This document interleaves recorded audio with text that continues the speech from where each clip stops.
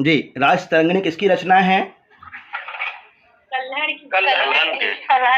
कल्हण कहाँ के निवासी थे? कश्मीर के निवासी थे कल्हण। और राजतरंगिणी अभी चर्चा की है। राज मतलब राजा, तरंगिणी मतलब राजाओं की पंक्ति, लहर के अर्थ में प्रयोग हुआ है। राज्ञः तरंगिणी, राजाओं की तरंगिणी लहर को बोलते हैं राजतरंगिणी। महाकवि कल्हण का परिचय। कवि का नाम कल्हण है, वास्तविक नाम कल्याण, कल्याण भी इनका नाम मिलता है। और कल्हण के द्वारा विरचित राजतरंगिणी। और इसका भाई विल्हन है। विल्हन की कौन सी रचना है बताइए? विक्रमांक देव चरितम। कल्हण, विल्हन और एक जलहन भी है। जलहन की रचना बोलिए। सुक्ति मुक्तावली, जलहन की रचना। जी, आगे बढ़ते हैं। कल्हण, विल्हन, जलहन। हाँ, पिता का नाम महामात्य चंपक प्रभु या चंपक। कल्हण के पिता कश्मीर नरेश हर्ष के महामात्य या राजमंत्री थे। समाज में उनको उच्च स्थान प्राप्त था। समय जन्म 1098 ईस्वी के लगभग। और जन्म स्थान कश्मीर का परिहासपुर। कश्मीरस्य परिहासपूरे जन्मलब्धः श्रीमान कल्हण महोदयेन। कल्हण जी का जन्म कश्मीर में कहाँ पे हुआ था? परिहासपुर में। जी, वंश और जाति के बारे में बताया गया है। यद्यपि कल्हण ने अपनी जाति कहीं नहीं लिखा है, फिर भी जोनराज के अनुसार कुलीन ब्राह्मण होने का अनुमान किया जा सकता है। उपासक राजतरंगिणी के अनुसार यद्यपि कल्हण का शिव भक्त होना प्रमाणित होता है, तथापि उनमें अन्य धर्मों के प्रति सहिष्णुता एवं सहानुभूति थी। तो कल्हण किस धर्म को मानते थे? शैव धर्म को मानते थे। अन्य धर्मों का भी सहानुभूति था, अन्य धर्मों के प्रति भी उनकी सहानुभूति थी, परंतु शैव धर्म को मानते थे। कृति, एकमात्र कृति है इनकी राजतरंगिणी। और प्रिय छंद कौन सा है? राजतरंगिणी में किस छंद का प्रयोग हुआ है? अनुष्टुप छंद का प्रयोग हुआ है। जी, अन्य विशेषताएं पढ़ लेते हैं। कल्हण ने वेद, रामायण, महाभारत, पुराण, काव्य, ज्योतिष, अर्थशास्त्र आदि का गहन अध्ययन एवं भारतवर्ष का पर्याप्त भ्रमण किया था। उनका भौगोलिक ज्ञान एवं सामुद्रिक ज्ञान भी अत्यंत प्रौढ़ था। कल्हण का देश प्रेम और कवित्व दोनों उच्च कोटि के हैं। राजतरंगिणी लिखकर उन्होंने दोनों ही क्षेत्रों को एक महान अवदान दिया है। भौगोलिक एवं सामुद्रिक ज्ञान दोनों ही उनका उच्च कोटि का था। राजतरंगिणी को पढ़ने से ज्ञात होता है। न्यूट रखिएगा।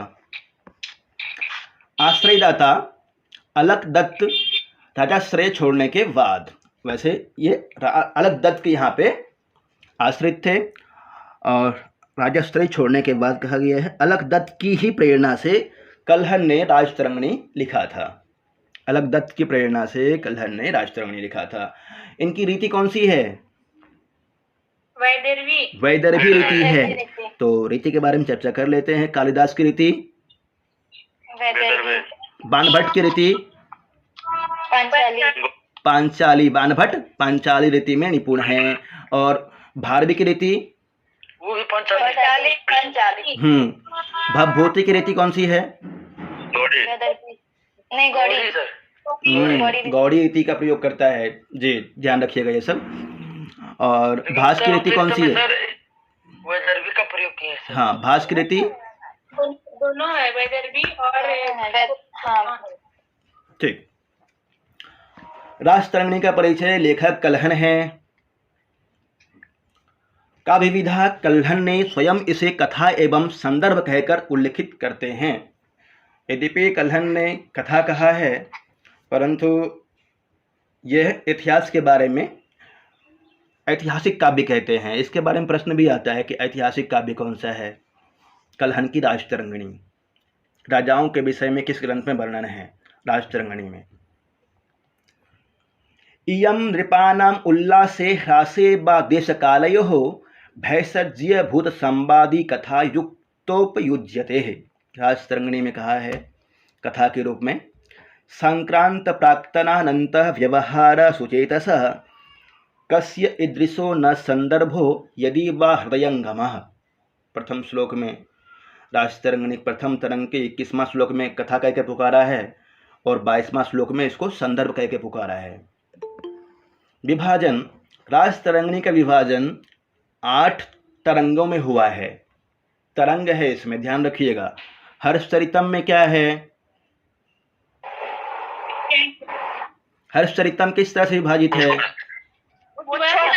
उच्छ्वास में जी। और महाकाव्य किसमें विभाजित होता है? सर्गों में। नाटक अंकों में। प्रकरण भी अंकों में विभाजित होता है। नाटिका अंक में विभाजित होता है। नाटिका भी अंक में होता है। जवनिका ठीक है, प्रथम जवनिका। और साहित्य दर्पण किसमें विभाजित है? साहित्य दर्पण परिच्छेदों में। काव्य प्रकाश उल्लास में। और भरतनाट्यम नाट्यशास्त्र अध्याय कितने अध्याय हैं? 36 अध्याय। 36 अध्याय जी, ठीक है। और क्या रह गया? हर्षचरितम हो गया। कादंबरी किसमें विभाजित है? कादंबरी 2 भागों में, पूर्व भाग और उत्तर भाग। ठीक। और कथामुक्त है। तरंग और श्लोकों की संख्या दिया हुआ है। श्लोक की संख्या आपको याद नहीं करना है, बस तरंग कितने हैं लिख लेना है जी। 8 तरंग है, ध्यान रखिएगा। ये पूछ सकता है कितने तरंग है राजतरंगिणी में। 8 तरंग हैं। और श्लोकों की संख्या कितनी है? 7826। 7826 श्लोक है। अष्टम तरंग में 3449 श्लोक सर्वाधिक श्लोक है अष्टम तरंग में। और सबसे कम किसमें श्लोक है? किस तरंग में है? द्वितीय। सबसे छोटा तरंग द्वितीय और सबसे बड़ा तरंग हो जाएगा अष्टम तरंग। कुल श्लोकों की संख्या कितनी है ये याद कर लीजिएगा। और सबसे बड़ा तरंग कौन सा है? अष्टम तरंग। सबसे छोटा है दूसरा तरंग, ये याद कर लेना है आपको। उपजीव्य, नीलमत पुराण एवं 11 अन्य ऐतिहासिक ग्रंथ।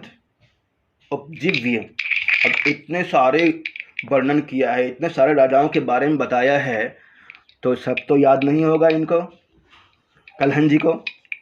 कुछ इन्होंने नीलमत पुराण से लिया है एवं 11 अन्य ऐतिहासिक ग्रंथ से भी संग्रहण किया है इन्होंने। किसी के यहाँ से आवाज आ रही है सर, किसी का अनम्यूट है सर। इसके अतिरिक्त भी कवि ने राजा के अभिलेख, प्रशस्ति पत्र एवं वंशावलियों के देखे जाने का भी उल्लेख किया है। बहुत कुछ पढ़े होंगे, इतने सारे राजाओं का वर्णन सामान्य नहीं है, बहुत मेहनत किए होंगे, बहुत ज़्यादा। प्रधान रस या अंगी रस है शांत। शांत रस है इसमें प्रधान रूप है ना, शांत रस। अंगी रस कौन सा है? शांत रस जी। और गौण रस के रूप में श्रृंगार, वीर तथा हास्य रस आदि का प्रयोग हुआ है। छंद, मुख्य रूप से अनुष्टुप का आश्रय लिया गया है, किंतु बीच बीच में बड़े छंदों जैसे बसंतिल का, शार्दुल, विक्रीडितम और हरणी का भी प्रयोग हुआ है। मुख्य रूप से अनुष्टुप छंद। अनुष्टुप छंद कलहन जी का प्रिय छंद है। अलंकार, सहज रूप से अलंकारों का प्रयोग है, मुख्यतः उपमा, उत्प्रेक्षा, रूपक, दीपक, अतिशयोक्ति, दृष्टांत आदि अर्थालंकार तथा अनुप्रास आदि शब्दालंकार का प्रयोग स्वाभाविक रूप से हुआ है। रीति, मुख्यतः वैदर्भी रीति, किंतु कहीं कहीं पर पांचाली और गौड़ीय रीति का भी प्रयोग है। मुख्यतः कौन सा रीति है राजतरंगिणी में? वैदर्भी रीति जी। राजतरंगिणी में वैदर्भी रीति के लिए अनुष्टुप छंद तथा गौड़ी तथा पांचाली रीति के लिए बड़े छंदों का प्रयोग हुआ है। गुण, प्रसाद के साथ ओज और माधुर्य गुण हैं।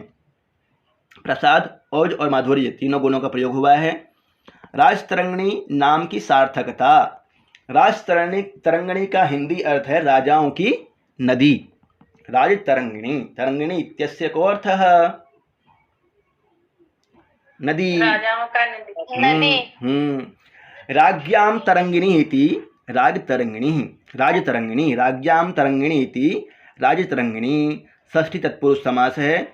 इसमें प्रारंभ से लेकर अर्थात महाभारत काल से लेकर 1150 ईस्वी तक के समस्त कश्मीरी राजाओं का रोचक वर्णन होने के कारण इसका नाम राजतरंगिणी रखा गया है। आप बता दीजिए कलहन का समय कब माना जाता है? 12वीं शताब्दी। और उसी समय कलहन ने राजतरंगिणी की रचना की है। महाभारत से लेकर के 1150 ईस्वी तक के जितने राजा हुए हैं उन सब के बारे में वर्णन कर दिया है। धन्य हैं। हजारों वर्षों के ऐतिहासिक राजाओं के प्रत्यक्ष प्रमाण के रूप में राजतरंगिणी नाम अत्यंत समीचीन है। राजतरंगिणी का मंगलाचरण। भूषा भोगी फनः रत्नरोचि सिचयच्चारवे नमः प्रणीन मुक्ताय हरकल्प महिरुहे। अलंकार स्वरूप सर्पों के फणामंडल में विद्यमान रत्नों की दीप्ति से दीप्यमान एवं मुक्त जनों द्वारा आधारित शिव रूपी कल्पतरु को नमस्कार है। किस तरह का मंगलाचरण है राजतरंगिणी का? नमस्कारात्मक और आशीर्वादात्मक। नमस्कारात्मक। प्रथम श्लोक में नमस्कारात्मक है। द्वितीय श्लोक भालं बह्नि शिखांकितं दधद्ध्री श्रोत्रं वहं संभृतं क्रीडत्कुण्डलिजृम्भितं जलधिजच्छायातकण्ठक्षभिः वक्षोः बिभ्रदहीनकञ्चुकचितं बद्धाङ्गनार्धस्य भो भागः पुङ्गवलक्ष्मणोऽस्तु यशसे वामोऽथवा दक्षिणः। इसमें भी शिव जी के बारे में वर्णन किया गया है ना। तृतीय नेत्र में स्थित अग्नि की लपटों तथा केसर के तिलक से सुशोभित ललाट युक्त एवं केली करते हुए सर्पों के चपल मुख तथा झूलते हुए कुंडलों से शोभायमान कानों वाला, समुद्र से उत्पन्न अथवा शंख की दीप्ति से निर्मल कंठ की शोभा से संपन्न, वृष के चिन्ह से चिन्हित, उत्तम कंचुकी से आवृत, वक्षस्थल एवं आधे देह से नर और आदि से नारी का वेश धारण किए हुए शिव जी का दाहिना अथवा वाम भाग आप लोगों का कल्याण करें। शिव जी का दाहिना या वाम भाग आप लोगों का कल्याण करें, इस तरह से प्रार्थना किया गया है। राजतरंगिणी में 2 श्लोकों के माध्यम से भगवान शिव की वंदना की गई है। प्रथम श्लोक में नमस्कारात्मक तथा दूसरे श्लोक में आशीर्वादात्मक मंगलाचरण का प्रयोग हुआ है। प्रथम श्लोक में अनुष्टुप छंद है, द्वितीय श्लोक में शार्दूल विक्रीडितम छंद का प्रयोग हुआ है। मंगलाचरण की ही पद्धति को आगे बढ़ाते हुए राजतरंगिणीकार महाकवि कलहन ने सुकवि जनों की वंदना भी की है। राजतरंगिणी का अंतिम श्लोक यहाँ पे इसको भरत वाक्य नहीं बोलेंगे ना। भरत वाक्य किस में होता है? नाटक में होता है। बजी बहुत अच्छा।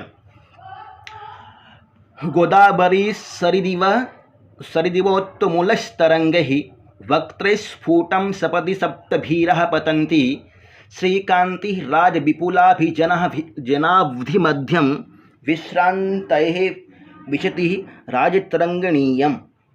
जिस प्रकार गोदावरी नदी 7 मुखों से निकलकर तथा अपनी ऊंची ऊंची तरंगों को उछाल कर बहती हुई समुद्र में जाकर विश्राम करती है, उसी प्रकार राजाओं की नदी यह राजतरंगिणी, राजाओं की नदी राजतरंगिणी, राज्ञाम नदी ही राजतरंगिणी उच्च कुलोत्पन्न श्रीकांति राजरूपी समुद्र में विश्राम करने के लिए प्रविष्ट हो रही है। यह अंतिम श्लोक प्रकारांतर से राजा जय सिंह के विषय में है। अंतिम श्लोक में किसके विषय में चर्चा किया गया है? जय सिंह के विषय में, राजा जय सिंह के विषय में चर्चा किया गया है। राजतरंगिणी के अंतिम श्लोक में बसंत तिल का छंद एवं उपमा तथा रूपक अलंकार का प्रयोग है। बसंत तिल का छंद है, ये जय सिंह वाला इंपॉर्टेंट है, इसका ध्यान रखिएगा। राजतरंगिणी का तरंगवार संक्षिप्त कथानक। प्रथम तरंग। राजतरंगिणी के प्रथम तरंग में गोनंद प्रथम से लेकर युधिष्ठिर तक 75 राजाओं का विवरण है। ये वाला इम्पोर्टेंट है, आपको क्वेश्चन बना के दिए हैं, वहाँ क्वेश्चन पूछा गया है, याद हो गया होगा आपको। राजतरंगिणी के प्रथम तरंग में गौनंद प्रथम से लेकर युधिष्ठिर तक 75 राजाओं का विवरण है। तो सर्वप्रथम किसका वर्णन है? गौनंद का। और प्रथम तरंग की बात करें तो युधिष्ठिर तक वर्णन है, 75 राजाओं का, गौनंद से लेकर के। सर जी। इन राजाओं ने 1014 वर्ष 9 दिन तक कश्मीर पर राज्य किया था। गौनंद से लेकर के युधिष्ठिर तक 75 राजाओं का वर्णन प्रथम तरंग में है। और इन राजाओं ने कितने वर्षों तक राज किया था? 1014 वर्ष और 9 दिन तक कश्मीर पर राज्य किया था। इन राजाओं ने गौनंद तृतीय के पहले तक 52 राजा, गौनंद तृतीय से युधिष्ठिर तक 23 राजा, कुल मिलाकर के 75 राजा के बारे में बताया गया है। प्रथम तरंग में गौनंद तृतीय से पूर्व केवल 19 राजाओं के नामों का उल्लेख है।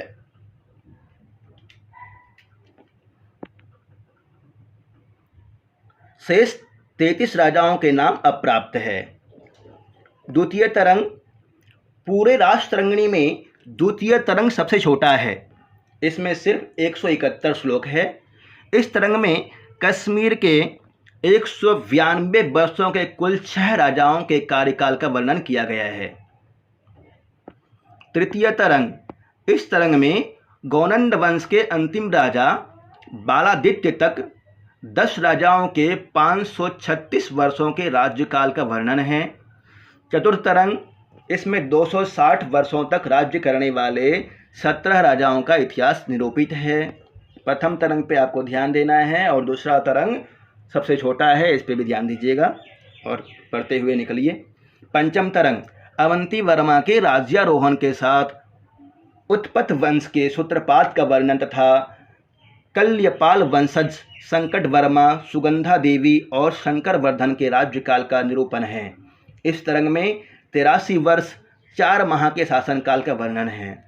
षष्ठ तरंग, इसमें 10 राजाओं के 936 ईस्वी से 1003 ईस्वी तक अर्थात 64 वर्ष 8 माह 15 दिन तक के कश्मीरी शासकों का विवरण दिया गया है।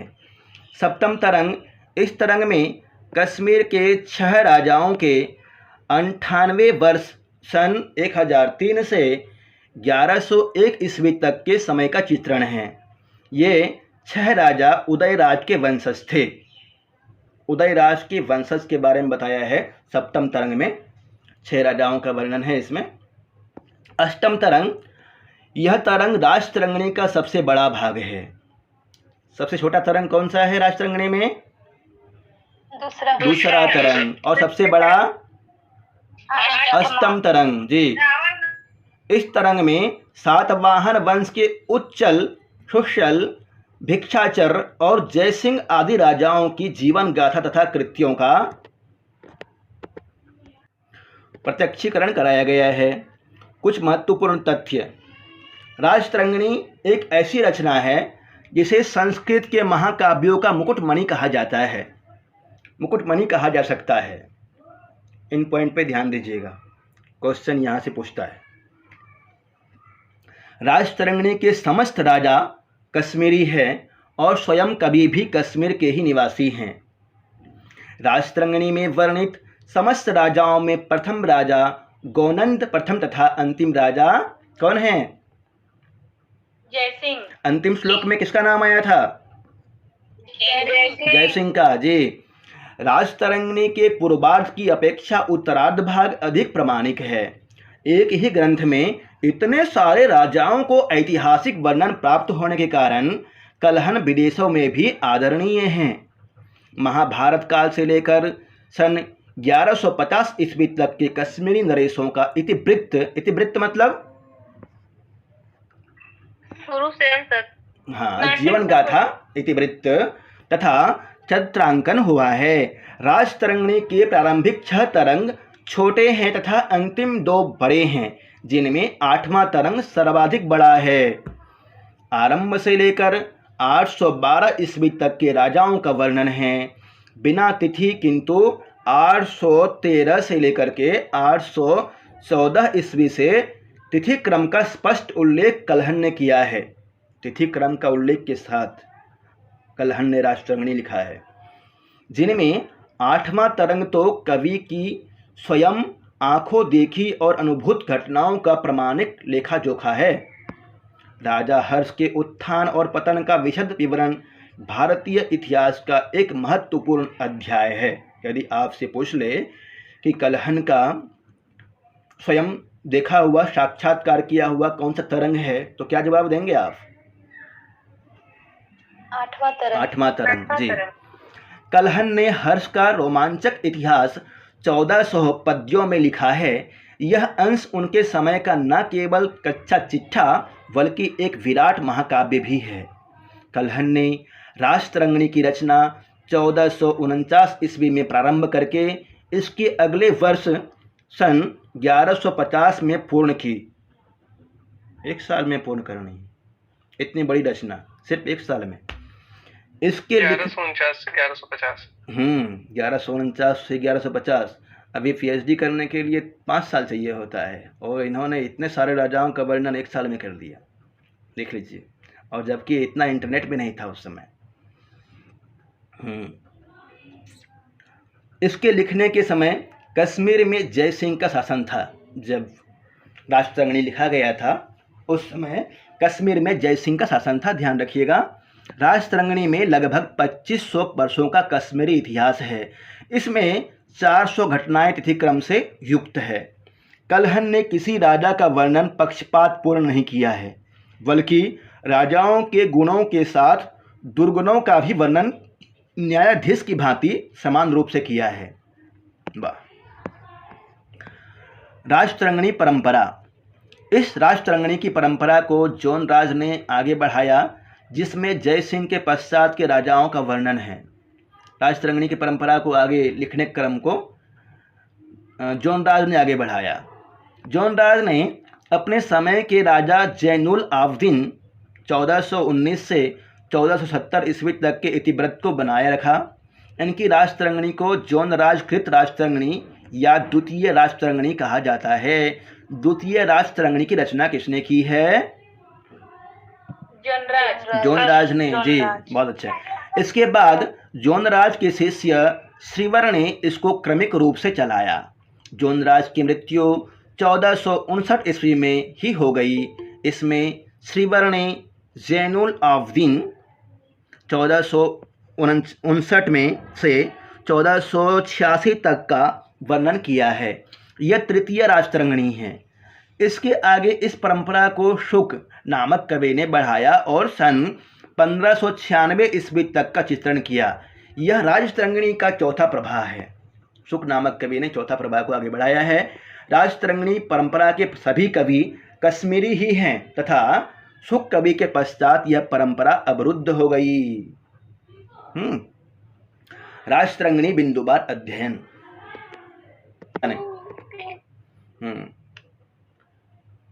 स्वयं तो राजतरंगिणी की रचना कलहन ने की, उसके बाद आगे किसने बढ़ाया? जॉन राज ने। कलहन की पुस्तक का नाम राजतरंगिणी। कलहन द्वारा रचित राजतरंगिणी निम्नलिखित में से किससे संबंधित है? किसके बारे में बताया गया है राजतरंगिणी में? कश्मीर के इतिहास के बारे में। राजतरंगिणी किस कवि की रचना है? कलहन की। कलहन की राजतरंगिणी की रचना किस शताब्दी में हुई थी? 12वीं शताब्दी। द्वितीय राजतरंगिणी के लेखक जॉन राज। और चतुर्थ राजतरंगिणी के लेखक कौन है? चतुर्थ राजतरंगिणी के लेखक शुक। हाँ, अब बताइए सबसे छोटा तरंग कौन सा है? सबसे बड़ा तरंग कौन सा है? अष्टम। राजतरंगिणी में कितने पद्य हैं?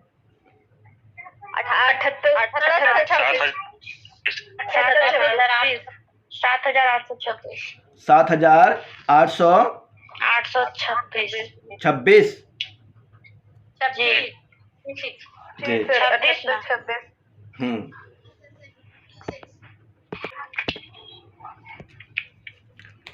राजतरंगिणी में किस रीति का प्रयोग हुआ है? राजतरंगिणी में कहाँ के राजाओं का वर्णन है? कश्मीर के राजाओं का। कश्मीर के राजाओं का। राजतरंगिणी में प्रथम तरंग में किस राजा के चरित्र से शुरू होता है प्रथम तरंग? गोरन प्रथम। और अंतिम राजा कौन सा है प्रथम तरंग में? 75 राजाओं का। जी, 75 राजाओं का वर्णन है प्रथम तरंग में, ध्यान रखिएगा। राजतरंगिणी के अंतिम श्लोक में किस राजा के बारे में वर्णन है? जय सिंह के बारे में। राजतरंगिणी के लेखक जी, राजतरंगिणी के लेखक कलहन किस राजा के आश्रित कवि हैं?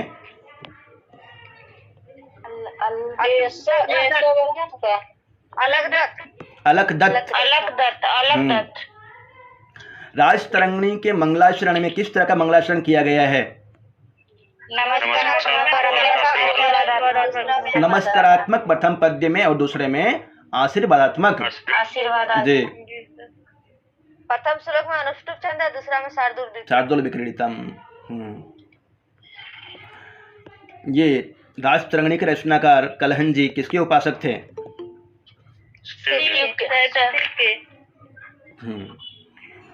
गौनर्द हो गया। 8 तरंग है तो जान ही रहे हैं। अंतिम तरंग सबसे बड़ा है, दूसरा सबसे छोटा है। ऐसे ही क्वेश्चन आएगा, इतना याद कर लीजिए, इनमें से ही क्वेश्चन होगा। राजतरंगिणी में से बहुत ज़्यादा अंदर से नहीं पढ़ना है आपको। और एक बता दीजिए, राजतरंगिणी में रस कौन सा है? शांत रस। और छंद कौन सा है मुख्य रूप से? अनुष्टुप छंद का मुख्य रूप से प्रयोग हुआ है।